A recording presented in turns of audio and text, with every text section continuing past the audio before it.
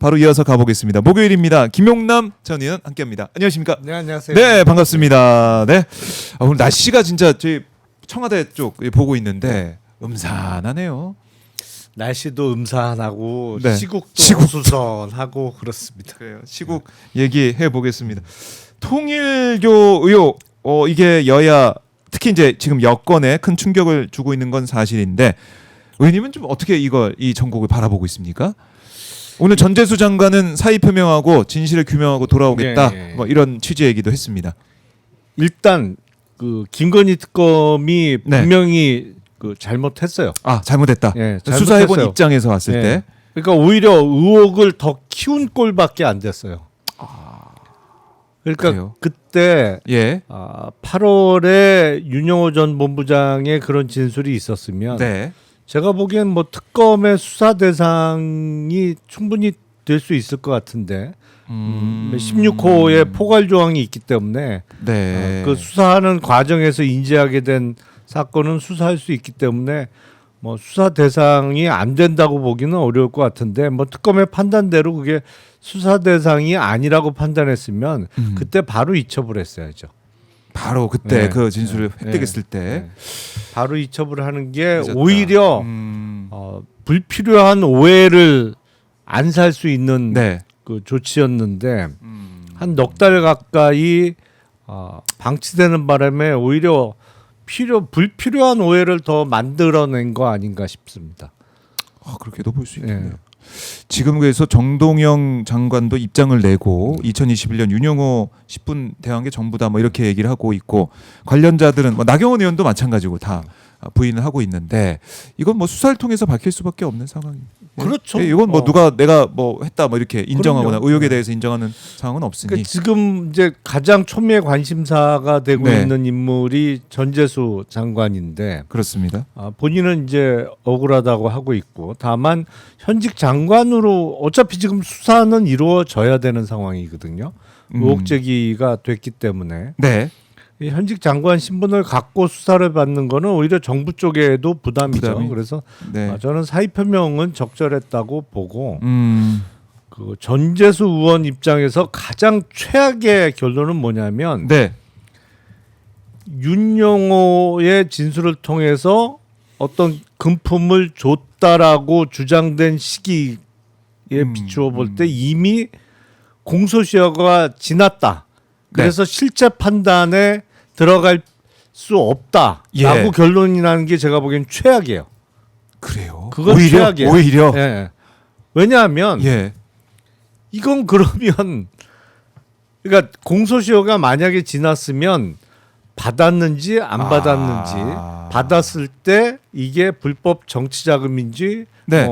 아닌지를 그 실체 판단까지 안 들어가는 것이거든요. 이거는 명백히 공소시효가 이미 지나서 처벌할 수 없다. 그래서 실체 판단까지 안 하는 그 처분을 하는데 네. 이러면 국민들은 어떻게 받아들이시겠어요? 야 이거 뭐 받은 거 아니야? 근데 특검에서 늦게 줘서 늦게 이첩하는 바람에 공소시효 도과시킨 거 아니야? 일부러 그런 거 아니야? 뭐 이런 오해를 살 수 있기 때문에 제가 보기엔 그게 최악입니다. 그건 전재수 의원 입장에서도 최악이에요. 그래서 차라리 시기적으로 네. 뭐 불법 정치자금이라고 볼 때 네.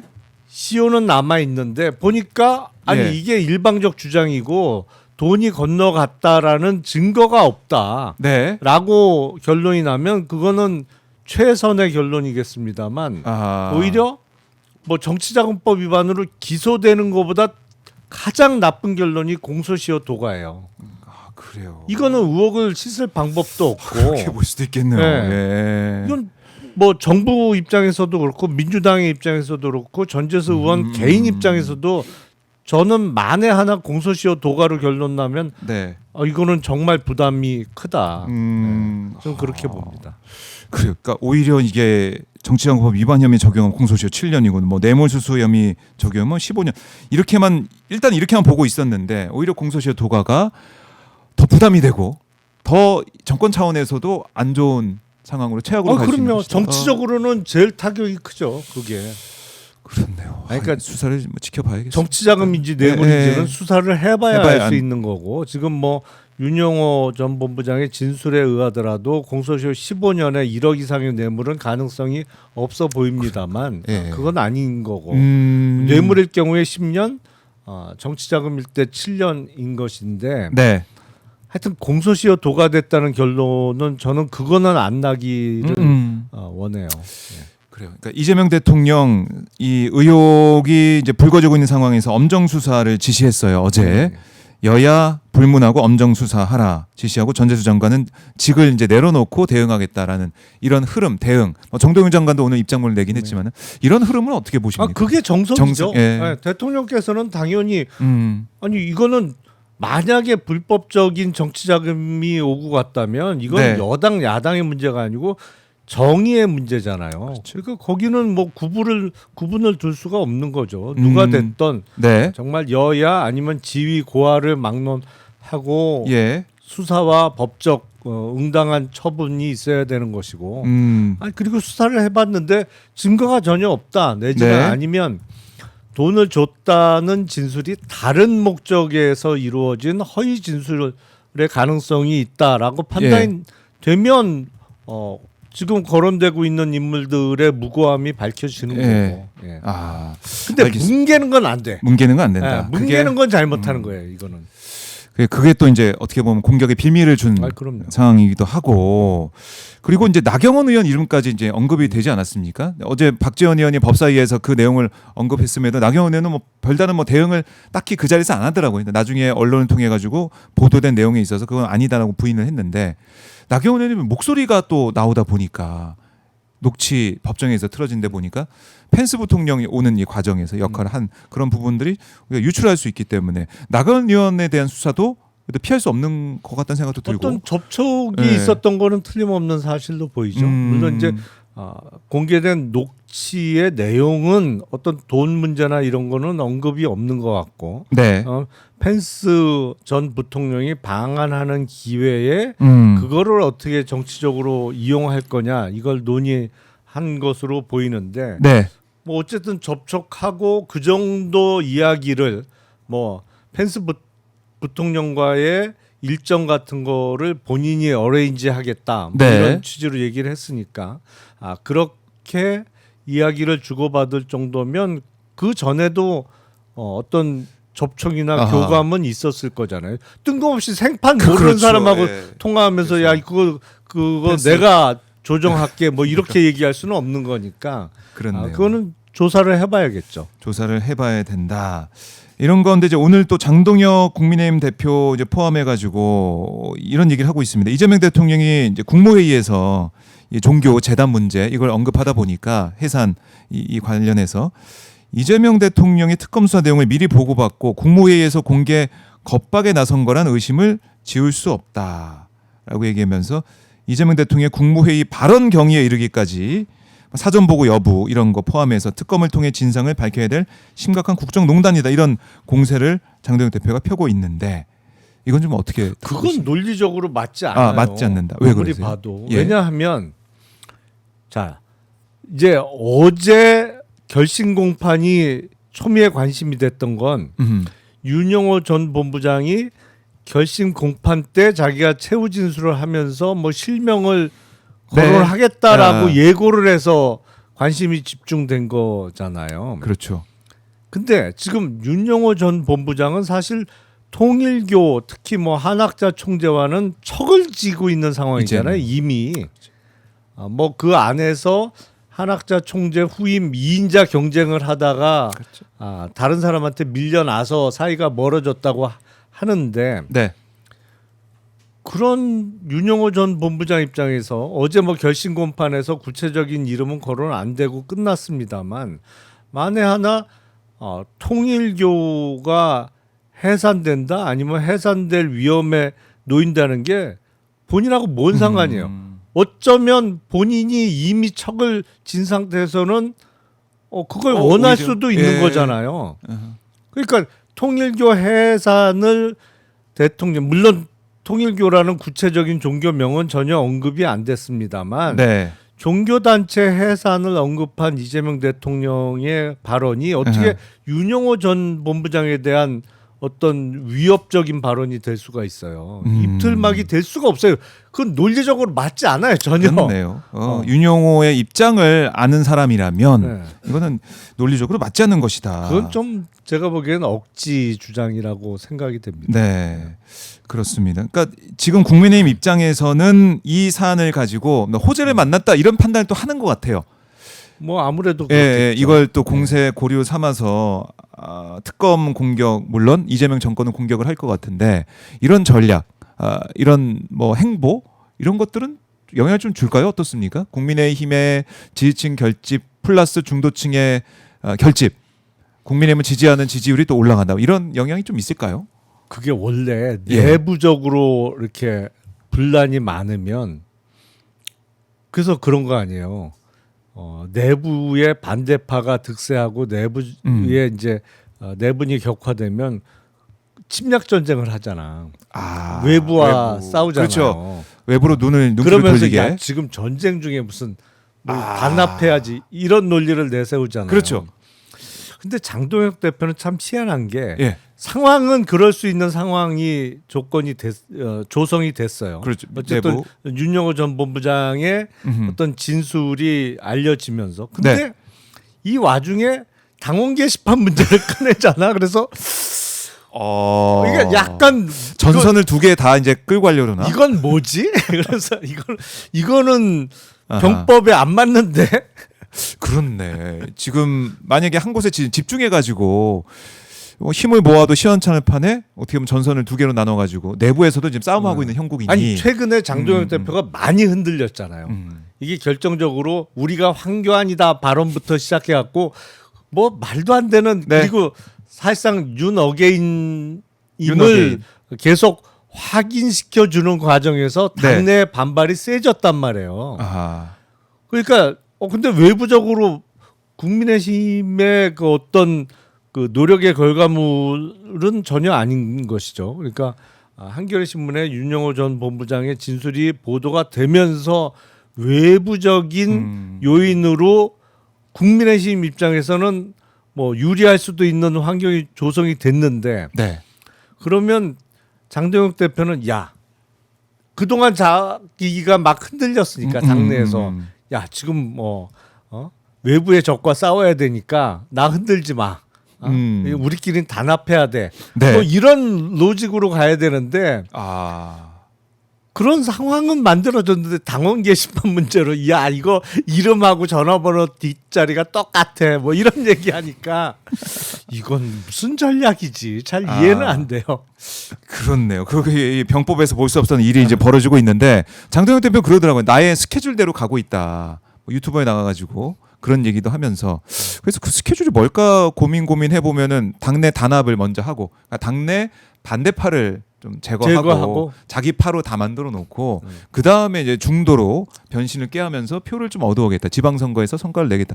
이런 것 같기도 하고. 제가 보기엔 뭐 본인이 그런 스케줄을 짰는지 모르겠는데 그 스케줄 완성 전에 쫓겨날 것 같은데.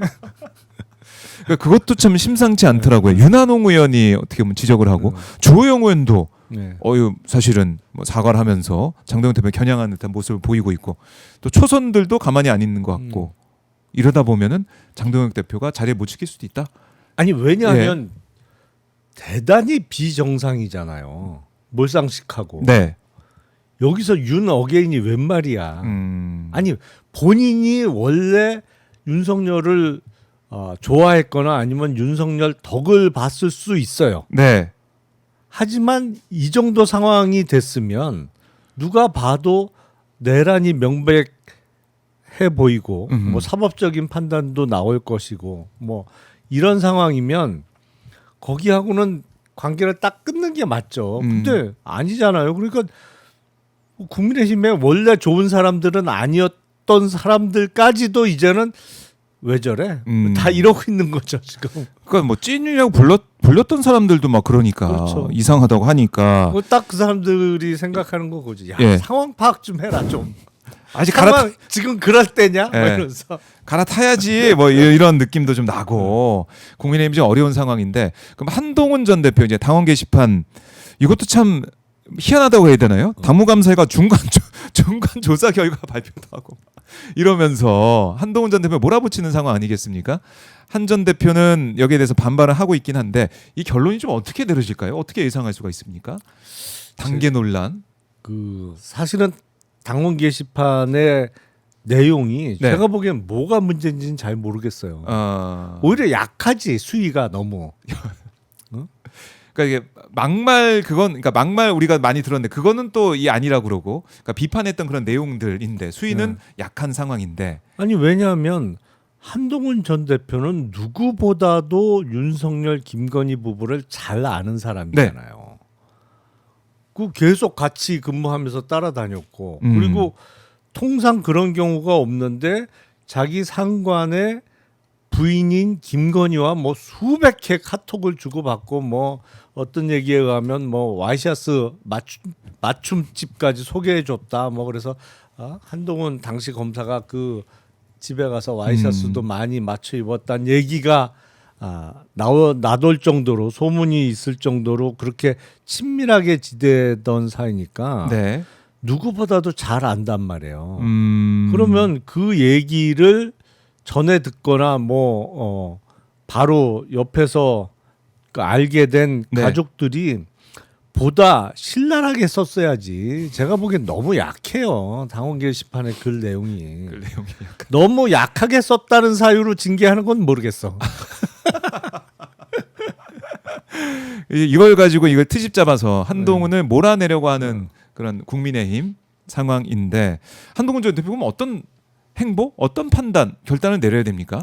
근데 이렇게까지 와 있는데 여차하면 한동훈 전 대표가 쫓겨나는 것보다 장동혁 대표가 쫓겨나는 게 더 빨리 올 수도 있을 텐데 문제는 한동훈 전 대표가 국민의힘 내부의 기반이 탄탄하질 못해요. 기본적으로 의원들 사이에 지지세가 워낙 약한 데다가 그다지 신망을 못 받고 있는 상황이에요.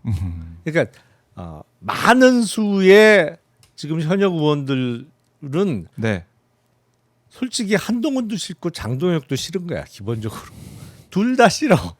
아까 그 예전 과거 사람들과 결별하고 뭔가 새로운 모습 보여주고 싶은데 그런 생각도 있을 것 같고. 아니 그러니까 한동훈 전 대표는 다른 의미에서 뭐랄까 어떤 기본적인 사람을 대하는 태도 내지는 인성과 관련해서 호감을 못 갖는 사람들이 많은 것이고 장동혁 대표는 워낙 이상하니까 지금 상황 파악을 전혀 못하니까 혼자 딴 얘기하니까 그야말로 안 되겠다 뭐 이러면서 야 이래갖고 뭐 다 죽지. 근데 다 죽는 와중에 본인도 죽으니까 그게 싫은 거거든. 남이 죽는 건 상관없는데 이러다가 나도 죽겠다 싶으니까 이제 그건 싫은 거란 말이에요. 그나마 총선이 많이 남았으니까 이 정도지. 총선이 얼마 안 남은 상태에서 이러면 장동혁 대표 벌써 쫓겨났죠. 그렇네요.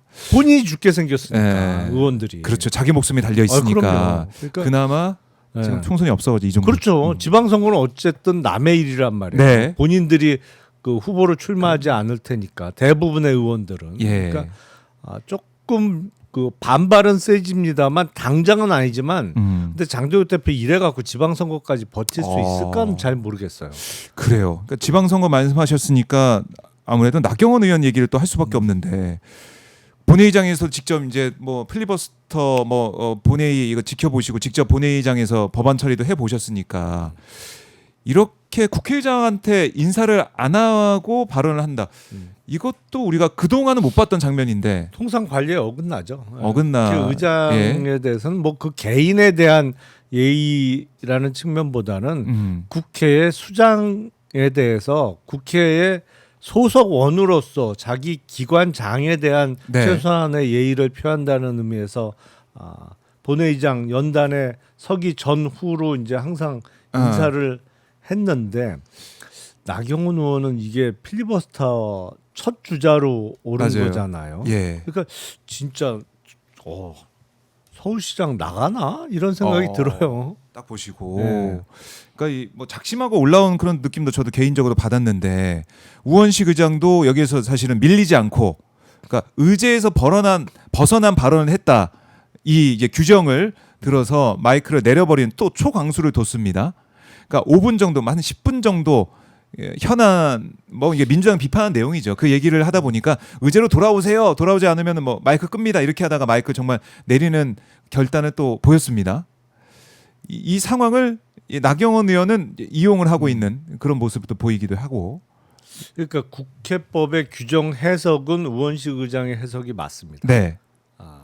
본회의에 부의된 안건에 대하여라고 규정되어 있기 때문에 그 안건과 상관없는 발언은 제한할 수 있다고 해석할 수 있어요. 네. 그러니까 법 규정은 우원식 의장의 해석이 맞고, 근데 그동안 필리버스터를 우리가 여러 번 해봤습니다만 과거의 관행은 내용을 갖고 규제한 적은 없었던 것 같긴 해요. 그러니까 그게 지금 뭐 폭넓게 좀 인정이 되었던 그 부분들이 언론에서 있었고. 표현하기에 뭐 61년 만에 처음이다 뭐 그러면서 기사들이 많이 나오던데 네. 제 기억에도 관례는 또 내용을 별로 안 살펴봤던 것도 사실인 것 같아요. 그랬던 것 같은데 그걸 또 이제 바로 잡는다는 의미도 있고 또 나경원 의원이 우원식 의장한테 인사를 했으면 이런 일이 안 벌어졌을 것 같은데 또 인사를 안 해가지고 아니 그러니까 벌어진 게 아닌가 싶기도 하고 뭐 관례지만 이게 잘못된 관례다 그러면 그럼요. 언제라도 바로 잡을 수 있는 되죠. 거죠. 예. 국회법 규정에 본회의에 부의된 안건에 대하여 네. 무제한 토론을 할 수 있도록 규정되어 그럼요. 있으니까요. 그러니까 이게 그런 것도 있죠. 계속 진행되었던 앞서서의 필리버스터도 보면은 필리버스터 신청한 국민의힘 의원들이 어느새 아무도 없어. 뭐 그런데 의장, 부의장, 그러니까 조영 부의장이 참여 안 하니까 의장과 부의장이 또 막교대로 계속 또 지켜야 되고 체력적으로 얼마나 힘든 시간이 있었겠습니까? 근데 또 필리버스터 첫 주자 나온 나경원 의원이 의제와 관련된 내용이 아닌 민주당을 비난하는 내용만 또 계속 얘기하고 있어. 의장 입장에서는 그래 이제 규정대로 해야 된다 이런 생각 했을 수 있을 것 같아요. 그러니까 뭐 예? 국회법을 규정대로 해석하자. 네. 그 시발점이 될 수 있겠죠. 그렇습니다. 네. 근데 나경원 의원이 여기서 무선 마이크를 차고 이게 곽규택 의원이 가서 달아주고 유상범 의원 나중에 이제 떼어내고 뭐 이런 모습도 볼 수가 있었는데 무선 마이크 등장한 것은 이거는 글쎄요 보도 못한 일이라서 무선 마이크는 저도 처음 봤어요. 그 본회의장에 무선 마이크가 등장하는 건 처음 봤는데 마치 유튜버가 본회의 단상에 오르는 그런 느낌도 들고 이러면 안 되잖아요 국회에서. 아니 그러니까 네. 그 농담의 말씀입니다. 네 농담의 말씀. 서영교 의원 같은 경우에는 마이크 꺼져도 아무 상관없어요. 제가 체험을 한번 했죠. 깜짝 놀랐어요 정말. 제가 맨 본회의장 맨 뒤에서 바로 앞자리, 그러니까 맨 끝에서 두 번째 자리였는데 이제 보통 필리버스터 말고 다른 발언은 발언 시간 제한이 있잖아요. 네. 그 시간 지나면 자동으로 마이크가 꺼지거든요. 그렇죠. 신상 발언이라든지 네, 5분 발언 뭐 이런 거 이렇게 하면 근데 예. 마이크가 분명히 꺼진 것 같은데 마이크 꺼지기 전후가 차이가 없어. 뒤에서 듣는데 너무 또렷하게 막 우렁차게 들려서 잘 울리죠. 또 본회의장이 네. 또 다 들렸는데 나경원 의원은 그러니까 이것도 마이크 안 나와서 가져와서 이게 스피커 달린 마이크도 아니고 이제 방송용 마이크를 딱 다니까 이게 뭔지 나경원 의원이 정말 근데 서울시장 나오고 싶어 하는 거. 아니 진짜 나올는가 봐요. 그런데 오세훈 시장 뭐 기소됐지만은 국민의힘 당원 당규상 이게 정치 탄압이다 하면은 기소됐어도 뭐 할 수 있다. 출마할 수 있다. 이런 조항은 있긴 합니다만 이거 어떻습니까? 오세훈 시장이 버티고 재판받으면서 선거에 나올 수 있겠습니까? 어떻게 예상하세요? 오세훈 시장은 아마 출마하겠죠. 본인은. 근데 이제 어떤 당에서 기소된 거보다 네. 경선 룰 변경이 제일 중요하겠죠.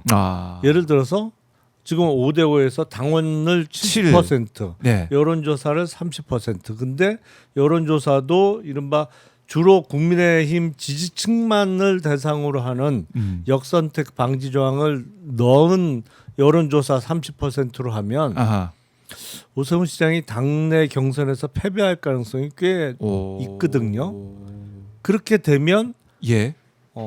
주저앉을 것이냐, 출마 안 하고 네. 아니면 불리한 룰로 그냥 경선을 치르고 그 패배하게 되면 경선에서 패배한 사람은 아예 출마가 안 그렇죠. 되잖아요. 예. 등록이 안 되니까. 그렇게 할 것이냐, 다른 선택을 할 가능성도 있는 거죠. 그러니까 예를 들어서 보시군요. 탈당을 해. 네. 탈당을 해. 네. 탈당을 하고 뭐 무소속 내지는 네. 뭐 지금 지지율이 워낙 얕아서 낮아서 가능성은 별로 높아 보이지 않습니다만 오히려 무소속 쪽이거나 아니면 뭐 개혁신당에 입당을 해서 개혁신당 서울시장 후보로 뛰어. 그러면서 막판에 나경원 후보가 만약에 의원이 국민의힘 서울시장 후보가 되면 네. 막판에 야 야권 단일화하자. 룰은 여론조사 경선이다. 그럼 예. 이기거든. 자기가 이기니까 오세훈. 그런 그런 수도 시나리오가? 있겠죠. 예.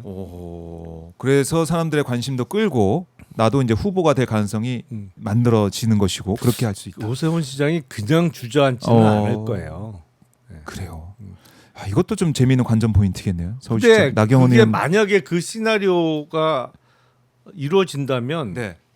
어떤 그런 막판에 야권 단일 후보, 물론 그것도 정확한 용어는 아니에요.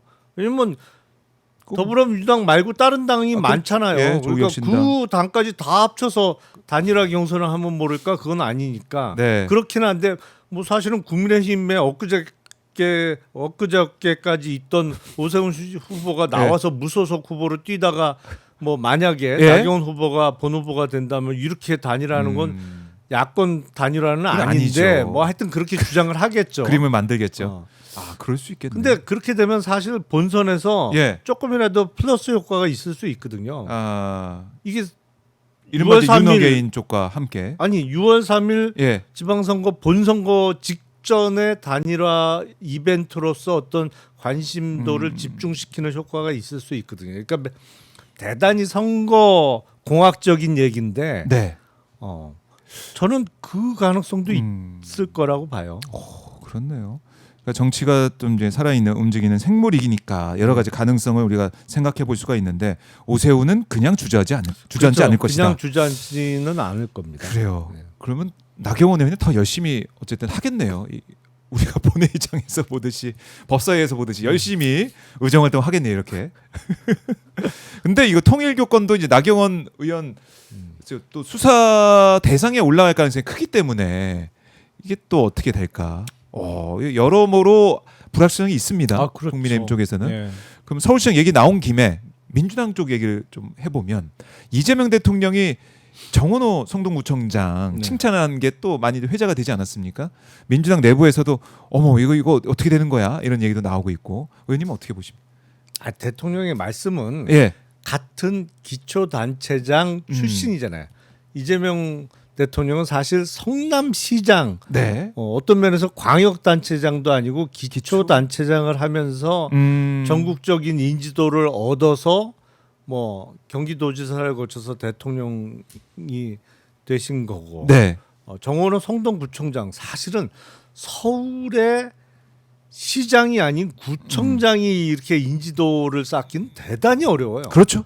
알 수가 없죠. 구청장. 이거는 성남시장으로서 인지도 쌓는 것보다 더 어려운 일이에요. 왜냐하면 경기도는 광역단체인 경기도보다 기초단체인 성남시, 뭐 수원시, 용인시 각 기초단체장의 권한이 나름대로 상대적으로 더 셉니다. 근데 서울시는 서울시장이 세요.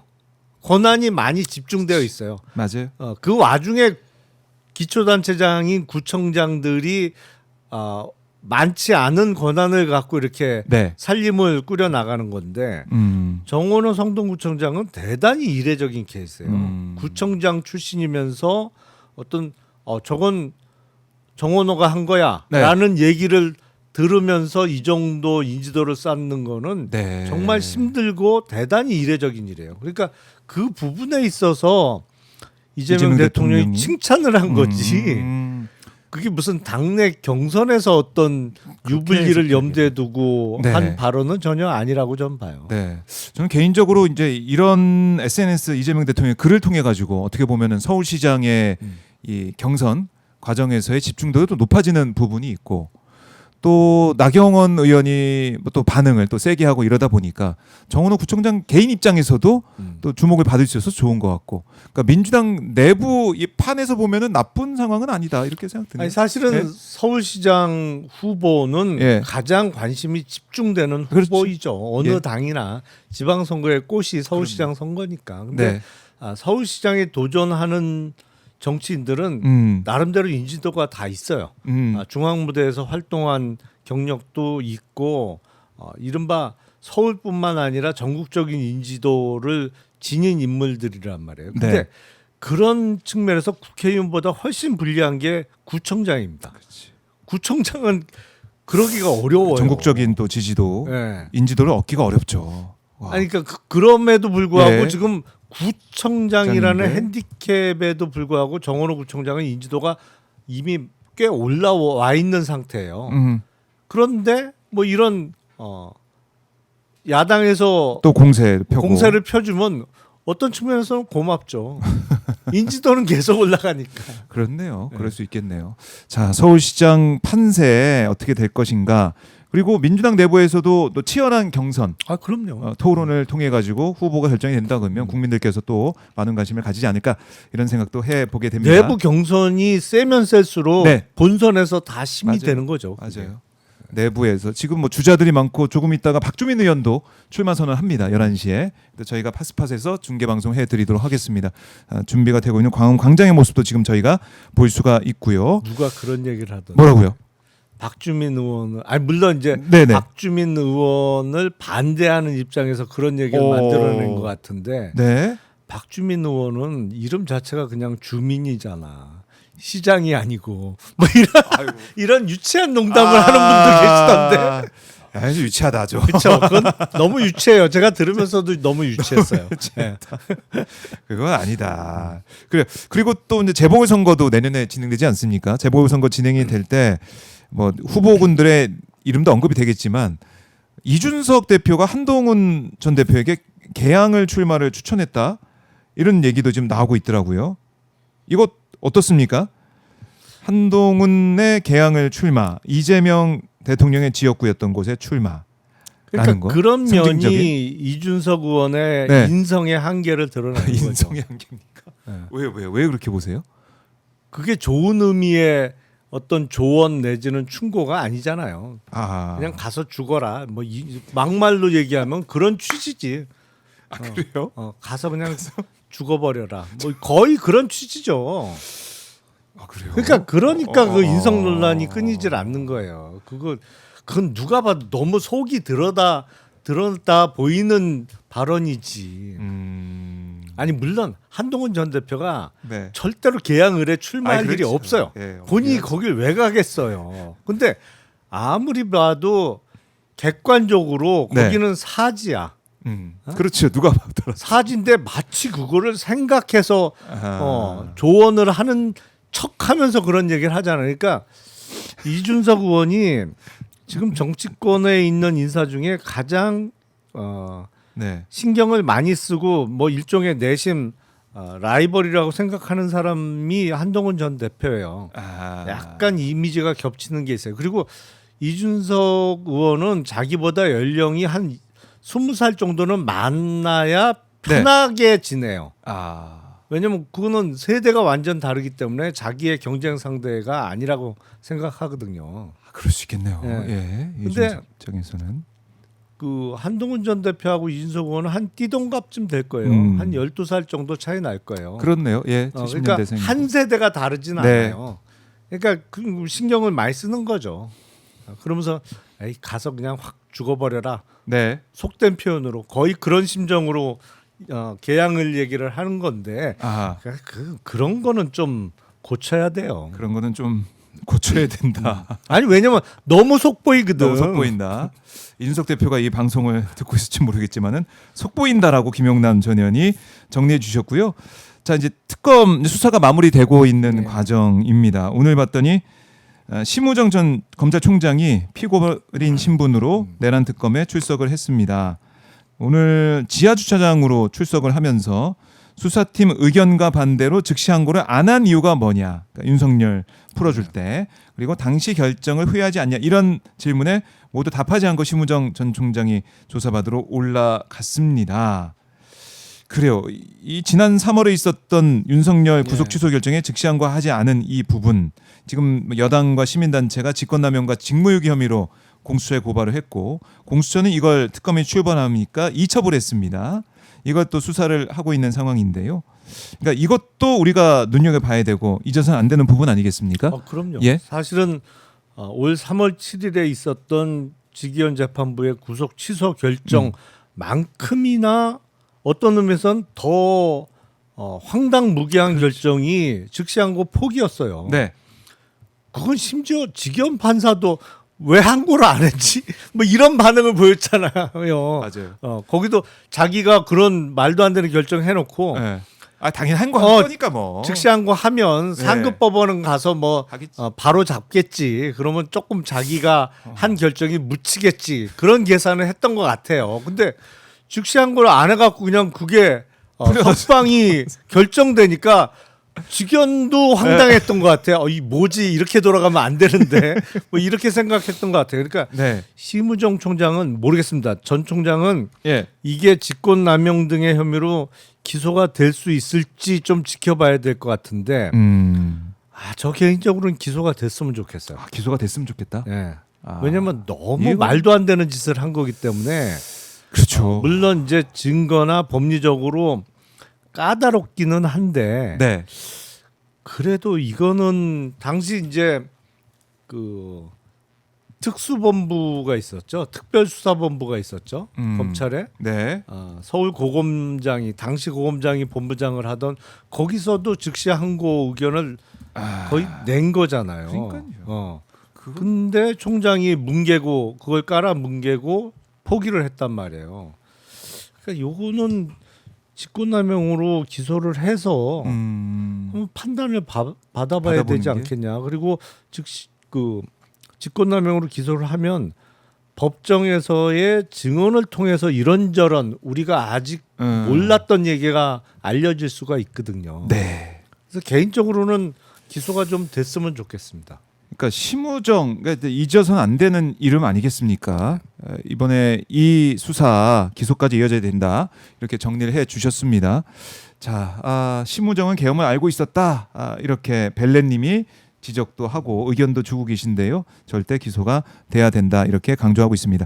이제 특검 수사가 마무리되고 있는 상황인데, 정청래 대표는 종합특검 얘기도 하기도 하고, 그러니까 왜냐하면 미진한 부분들이 있다. 특히 3대 특검이 이제 김건희로 이제 모아지고 있는 그런 부분인데 아직 제대로 들여다보지 못한 부분이 있기 때문에, 물론 국수본에서 이제 준비를 하고 있다고는 하지만 이거 수사 특검으로 더 해야 된다, 이런 주장 어떻게 보십니까? 사실은 저는 이제 그 특검이 이제 6개월을 수사한 거잖아요. 그래서 과거에 이제 특검의 미진한 부분을 또 특검한 예는 없어요. 지금까지는. 그런데 지금 종합특검 주장 이후에 최근에 좀 상황 변화가 있었죠. 그러니까 민중기 특검 쪽에서 윤영호 전 본부장의 진술을 몇 달 동안 좀 뭉갠 거 아니냐라는 의혹이 제기됐기 때문에 그 의혹 제기 전과 후는 조금 상황 변화가 있을 수 있는데 만약에 종합특검을 지금 하게 되면 지금 3특검 외에 이제 다른 인사를 특검으로 임명을 해서 이런 지금 최근에 일고 있는 편파성 시비를 완전히 벗어날 수 있는 이제 객관적으로 그 수사를 한다고 평가받을 수 있는 인물로 특검을 하는 게 오히려 그 전보다 더 필요성이 커진 거 아닌가라는 생각이 들어요. 그러니까 이 그 통일교의 여야 정치권에 대한 어떤 금품 로비 의혹이 불거지기 전에는 이게 특검에 대한 피로도도 있어서 국수본에서 이어서 수사를 하는 게 더 좋지 않을까라는 생각도 들었는데 네. 이런 그 이슈가 제기되고 나니까 오히려 이제, 야 이거 이 편파성 의혹을 빨리 털어내는 게 오히려 나을 수도 있겠다는 생각도 듭니다. 네, 알겠습니다. 지켜보도록 하고 그리고 의원님 오셨으니까 경제 얘기를 좀 해보면은 미국 연준에서 예상대로 금리를 인하했어요. 네, 예. 그러다 보니까 우리 시장도 코스피도 오늘 좀 올라가는 모습 4,162 뭐 이렇게 좀 올라가고 네. 있습니다. 앞으로 경제 전망 이제 뭐 연말이 다 돼가고 있고 내년 2026년 생각을 많이 하게 되는데요. 흐름을 좀 어떻게 봐야 될까요? 지금 근데 중요한 것은 중요한 거. 연준에서 기준금리는 뭐 예상대로 내렸잖아요. 예, 0.5. 근데 최근에 예. 미국의 시장 금리가 많이 올랐어요. 그거 어떻게 봐야 됩니까? 시장 금리가 오르고 있다. 연준의 기준금리 인하와는 다르게 시장도 다른 반응을 보이고 그렇죠. 있다. 그러니까 어떤 측면에서는 네. 연준의 말빨이 안 통하는 상황이 만들어지고 있는 거예요. 물론 이제 어제는 살짝 내렸는데 네. 요 최근에 며칠 동안 금리가 정말 많이 올랐거든요. 왜냐하면 미국 10년물 국채가 4% 밑에 있던 것이 최근에 4.2까지 올라왔어요. 뭐 어제는 4.15 정도에서 끝난 것 같은데 네. 너무 결국? 높아요. 사실은 그래요. 이게. 그리고 이게 지금 미국 30년물 국채는 거의 연 4.8% 수준이에요. 그러니까 이 얘기는 뭐냐면 연준은 기준금리를 내리는데 시장 금리는 튀어 올라간다. 이거는 연준을 믿지 않고 야 인플레이션이 올 것 같아라고 시장은 판단한다는 얘기거든요. 그래요. 이제 물가를 못 잡고 인플레이션 결국 올 거야. 네. 이렇게. 아니 그리고 그게 논리적으로는 타당성이 있는 게 없던 관세를 매기는 거잖아요 지금. 그러면 당연히 물가가 오르죠. 그렇죠. 당연히 물가가 오릅니다. 그러니까 예. 어떤 우리하고 미국도 이제 관세 없이 교역을 하다가 뭐 상호 관세 15%를 매기면 네. 뭐 경제학 원론에 나오는 얘기예요. 세금이 부과되면 그게 판매자와 소비자가 보통은 분담을 해요. 그 비용만큼을. 조금씩. 예. 그래서 소비자가 구매하는 가격은 올라갈 수밖에 없어요. 그러니까 그래서, 예. 미국 시장은 야 인플레이션이 결국에 올 거야. 예. 라고 판단하는 거죠. 그러니까 가장 큰 문제는 지금 기준금리를 내리는 방향으로 3연속 계속 내렸잖아요. 기준금리를. 예. 근데 앞으로 시장의 예상대로 인플레이션이 와. 이 이제 물가 지수가 튀어 올라가. 그러면 기준금리 인하 이 방향이 만약에 동결 내지는 네, 다시 아니야 오히려 올라갈 수도 있어. 이렇게 판단이 되면 이게 주식시장은 꺾이거든요. 그렇죠. 금리가 제일 중요한데 연준의 이런 판단이 과연 투심에 어떤 작용을 할 것이냐. 근데 장기 국채물 금리를 보면은 이거 만만치 않다. 그렇죠. 이 상황이 그러니까 산타넬리 온다 이런 얘기도 지금 일각에서는 하고 있지만은 마냥 긍정적으로 내년도 긍정적으로 볼 수만은 없다. 그러니까 제일 좋은 건 사실은 경제적으로는 관세가 없는 교육 확대가 제일 바람직한 겁니다. 자유무역. 사실은 자유무역의 확대가. 그렇죠. 근데 그게 안 되고 있고 이제 진영으로 나눠져서 중국을 배제한 공급망이 만들어지고 또 관세를 트럼프가 계속해서 고수할 상황이기 때문에 우리도 이제 대비를 좀 잘해야겠다. 코스피가 지금 4,000선 넘어서 가고 있지만은 우리 입장에서도 미국 상황을 계속 주시를 해야겠네요.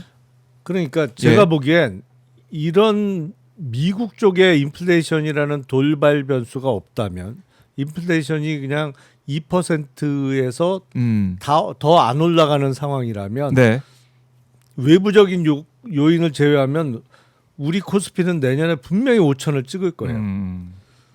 그걸 제거한다면.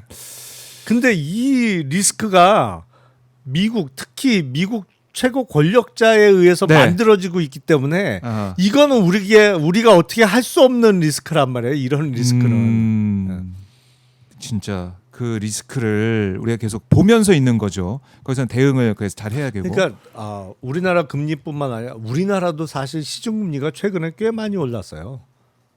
꽤 많이 올랐어요, 실제로. 미국만큼은 아니더라도. 네. 근데 심지어 일본이 오르잖아요 지금 금리가. 일본 10년물이 거의 2%예요 지금. 이것도 주시를 해봐야 된다. 근데 놀라운 것은 예. 일본 30년물 국채의 금리는 우리 30년물보다 높아요. 금리가 더. 그래요. 야, 그 저금리 그렇게 저금리 그러니까, 얘기했던 일본이. 그러니까 일본은 항상 이자가 싸, 금리가 싸. 그러면서 한때 제로 금리까지 갔던 그 일본이 아니에요 지금. 그러니까 그 얘기는 뭐냐면 이게 일본의 그 이른바 새로운 총리가 계속 돈을 풀겠다고 공언을 하고 있기 때문에 이게 결국에는 네. 인플레이션 내지는 금리 상승으로 지금 아하. 시장이 답을 내고 있는 것이거든요. 네. 그래서 그런 외부적인 요건 제외하면 우리는 계속 좋아질 건데 다만 이 세계 경제 흐름과 관련해서 금리의 변화는 좀 신경을 쓰셔야 된다. 그렇네요. 예. 투자하는 입장에서는 금리의 변화, 특히 이제 미국 시장에 우리가 또 많은 영향을 받고 있기 때문에 금리 변화를 좀 봐야 되고. 근데 한 가지 저는 긍정적으로 보는 것은 내년에 미국의 중간 선거가 있기 때문에 네. 설마 트럼프인데 어떻게든 이걸 시장이 나빠지는 것을 막지 않겠느냐. 어떻게든 무슨 수를 쓰지 않겠느냐 이런 생각도 좀 그렇죠. 들고. 트럼프 대통령도 미국 주식 시장은 어마어마하게 신경을 그러니까요. 쓰죠. 근데 이제 관세를 폐지하겠다는 얘기는 전혀 안 하고 예. 야 나의 경제 성적은 A 플러스 뭐 네. 플러스를 몇 번 반복하는지 모르겠는데 야라는 발언을 투어를 하면서 하고 있잖아요 지금. 그러니까 저건 제가 보기에 억지거든요. 아니 그리고 지금 트럼프 대통령의 미국 내 지지도가 심상치 않아요. 마이애미 시장까지 지금 뺏겼더라고요. 너무 많이 떨어졌어요. 아... 지지율이 너무 많이 떨어졌어요. 근데 그 지지율 떨어진 거에 가장 큰 요인이 뭐냐? 네. 제가 보기엔 물가입니다. 물가죠. 미국 물가가 너무 많이 올랐거든요. 그래요. 그 미국 물가 특히 대도시 뭐 뉴욕 같은데 물가 생각하면은 거기는 뭐 우리 월급 가지고는 살 수가 없는 거 아니겠어요? 그러니까 이게 네. 이제 예전 같으면 뉴욕 시장 당선 가능성은 거의 제로로 생각되던 인물이 지금 뉴욕 시장을 하고 있잖아요. 근데 그 사람이 예. 선거 때 내건 게 뭐예요? 어포더블. 그러니까 감당할 수 있냐 감당할 이거 수 있는, 이제 예. 많은 뉴욕 시민들이 지금 뉴욕의 비싼 집세값, 물가 이거를 감당할 수 있냐? 예. 감당할 수 없다. 어포더빌리티를 높여야 된다. 예. 이게 먹힌 것이거든요. 그렇네요. 근데 그게 먹힐 상황이에요 지금. 왜냐면 아하. 너무 비싸거든. 그렇네요. 그래서 이 맘다니 시장이 당선된 그 이유 역시 물가 그다음에 이 경제 민생 문제가 제일 컸다 이렇게 네. 볼 수가 있겠네요. 자, 이렇게 경제 얘기까지 좀 정리해봤지만 어쨌든 외부 상황도 좀 주시하면서 코스피 상황은 외부 요인 제거하고는 좋을 수밖에 없는 그런 시장 환경은 만들어져 있다. 정부 여당의 정책 방향성이 정책 분명하거든요. 그럼요. 그러니까 한국 상장 기업들의 거버넌스를 개선시키는 네. 그리고 거기에 플러스 세제적인 효과도 주는 거잖아요. 네. 배당소득 분리과세 이런 거 사실 어마어마한 세제 혜택을 주는 거죠. 주식 그렇죠. 투자자들에게. 예. 그러니까 기업의 거버넌스 개선시키고 주식 투자하는 사람들한테 세제 혜택까지 주면 주가는 오를 수밖에 없는 거예요. 네. 근데 다만 외부적인 요인은 감안을 해야죠. 알겠습니다. 그러니까 계속해서 뉴스를 집중하셔야 되고요. 이렇게 외부 상황이 어떤지 어떤 흐름인지 목요일마다 김용남 의원님의 분석을 좀 들어주시면 고맙겠습니다. 자, 의원님 오늘 말씀도 너무나 잘 들었고요. 지금 박주민 민주당 의원의 서울시장 출마 네. 기자회견 이제 시작이 되고 있는데요. 이 현장 갔다가 전 다시 돌아오겠습니다. 의원님 말씀 잘 들었습니다. 네, 감사합니다. 고맙습니다.